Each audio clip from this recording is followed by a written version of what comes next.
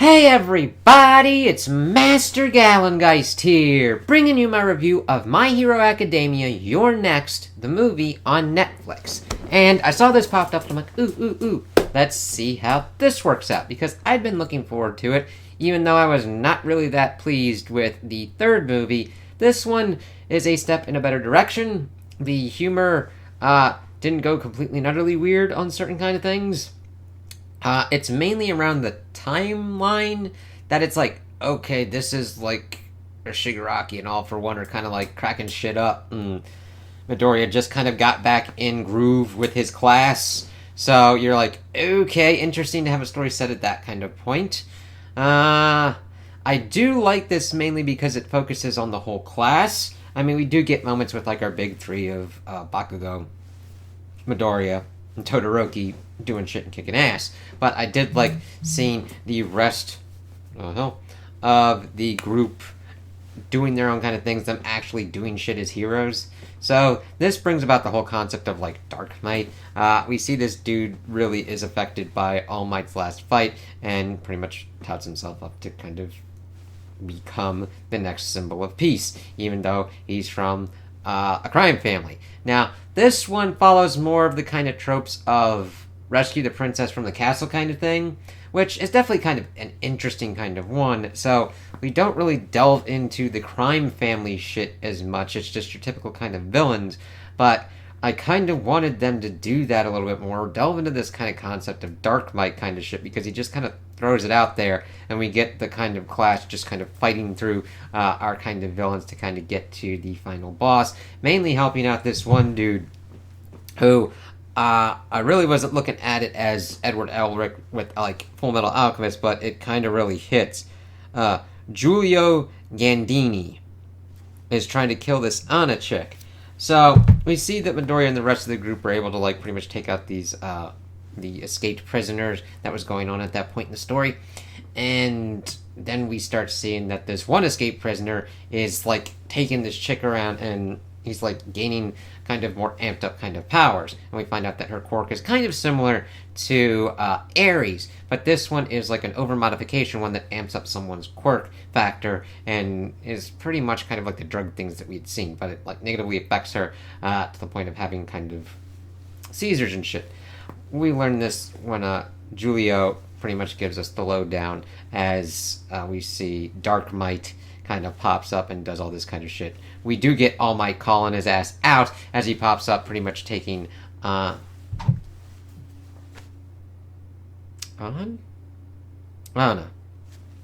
and utilizing his powers. We see the rest of his kind of cadre. They really get nothing more than except like the one that like kind of traps you in dreams kind of one. She gets a little bit more of a personality, but they're more just interesting kind of designs, which is fine. Most of their quirks don't really get too kind of crazy.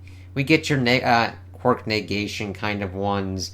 Well, the Giulio kind of one, he was mainly using it with his right hand, but of course he's got his robo gun hand. He's pretty much trying to like kill her to free her from everything that's kind of going on.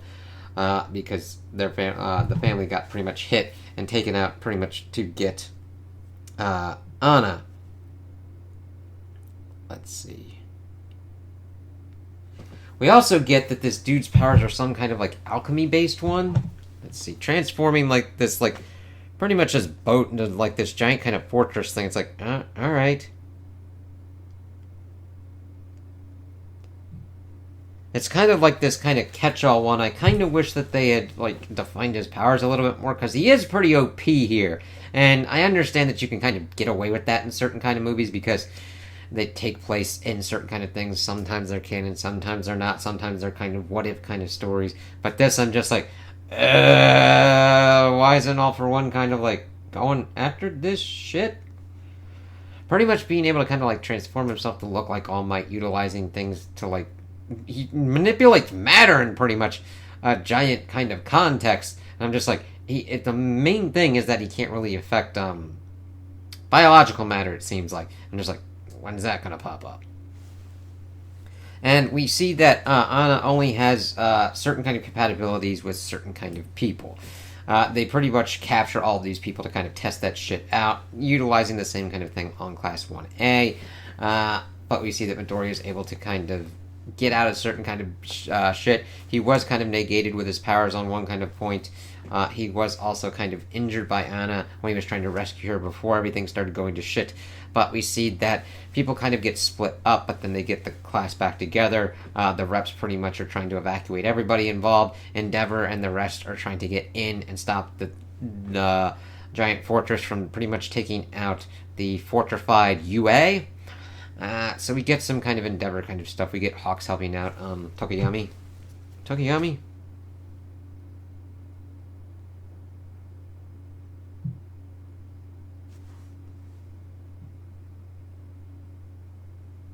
Yeah, Tokoyami. Yeah. And the thing is, we don't really... I mean, we get your Bakugo and your Todoroki kind of showing off kind of stuff, and... the thing is, they're pretty much put more in kind of the background. Even to a certain extent, kind of Midoriya, even though Midoriya is more of our point of view character to a degree, to kind of like see what's kind of going on with Julio and pretty much helping him out in his mission, and then taking on, of course, Dark Might, who's just like, I'm gonna be the symbol, and I'm gonna do this shit. And we even get a flashback of his father being like, you don't understand what the fuck that dude does. I mean, even a crime boss family dude's like, his All Might does it through like peace and not fear, and smiling and helping people out. It's not power, it's his strength. And Dark Might doesn't get that. And that's pretty much why he fails. We do see that Anna's quirk kind of goes into overdrive and stuff, mainly after Dark Might pretty much gets like his shit kicked in by the big three that we've got. But then we see that it also amplifies Julio's, and he's able to completely nullify her quirk. And then she's like, I want to be with you. And he's like, first, like, my contract's done. And then, okay, now, this is one of the kind of problematic parts for me. I don't know exactly what their ages are. However, this butler dude pretty much looks the same as he does now, with Anna as a teen, I guess? But he came to pretty much help them out when she was a little girl, so I'm like, it seems more of a pretty big age difference there, so I'm like, what the fuck's kind of going on there? But that's their kind of happily ever after, the butler getting together with the princess kind of shit, even though her family is pretty much nuked out and everything, so it's like, alright. But they're able to completely and utterly kick all kinds of ass. Let's see here. And then we get a tease of All for One waiting for Shigaraki to awaken. So that's pretty much kind of like teasing the next season and the next kind of stuff going on. It's kind of a boilerplate kind of movie. I wish that they had kind of went either more in-depth on the kind of crime family thing, or really went balls out on the kind of princess fairy tale kind of rescue this princess from a castle kind of shtick, and just went whole ass ham on it. And I think the thing that kind of hamstrings it is also where it's being kind of placed. If I was going for this kind of one, it's... See, the thing is, I have started reading the manga, and pretty much at whatever the latest... I'm not at the end yet. I know that it's ended, but I'm waiting for like the English releases and stuff like that. We're getting close to the end of that. I don't know how it completely ends, but I think if you're trying to have a kind of portion, it would have been better to just place it before this kind of shit was going down, because it's just really awkward kind of placing. I know you're probably like, I want Midoriya to have access to pretty much the one for all kind of powers. Sure. Then have them... Oh, I don't know. You've got different kind of quirks and stuff like that, alright? So, you have this one fucker has the ability to...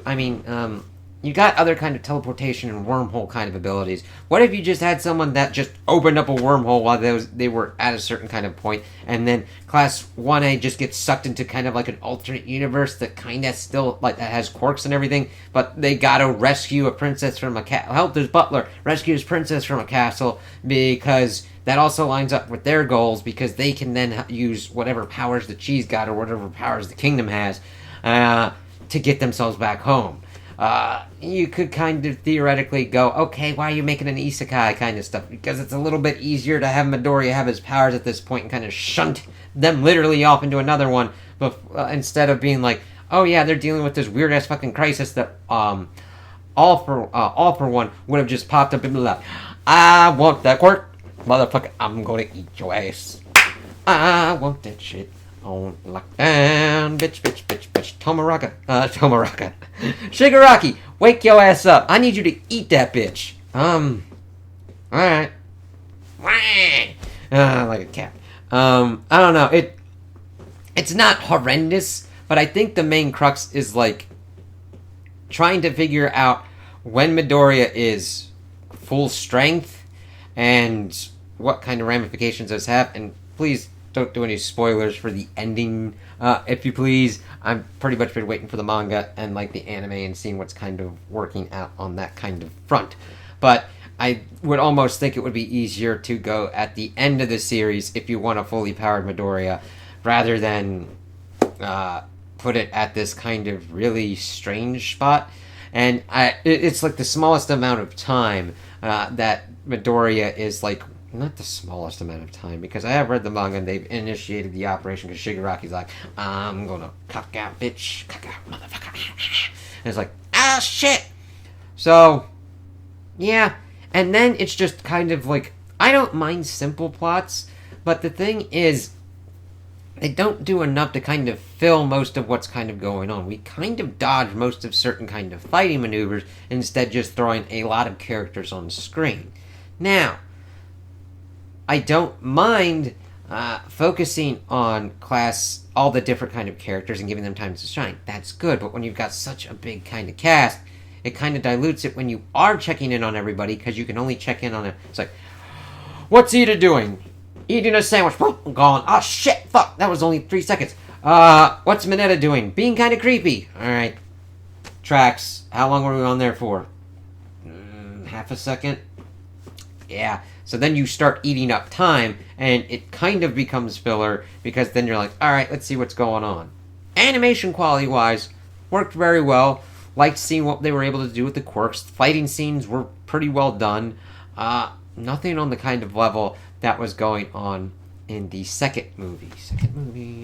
I really liked the second movie. But it's been a while. Two heroes? Is that what? No, that was the first one. Which I still need to see all the way through.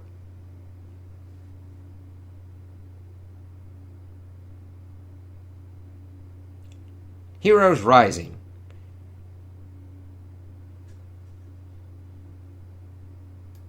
Yeah, so if you're a fan of My Hero Academia, I think you'd find enjoyment out of this one. It doesn't really have that complicated of a plot. It doesn't really delve too much into the world building. Action serviceable. You get your kind of character moments and everything. And it's alright to have on in the background, I would say. Especially after you've seen it once. You're like, no. Oh, okay, cool. And then checking in and everything. Yeah, and it'll definitely get you through until you can get to, like, the next season, or get you through any kind of drought or whatnot. But it doesn't do anything horrible. I definitely enjoyed it more than the third one. So, thank you. So, those are my opinions on the movie. Tell me what you guys think in the comments below. If you liked it, if you didn't like it, if you agree with me, if you disagree with me. Also, like and subscribe, and I hope you have a good day.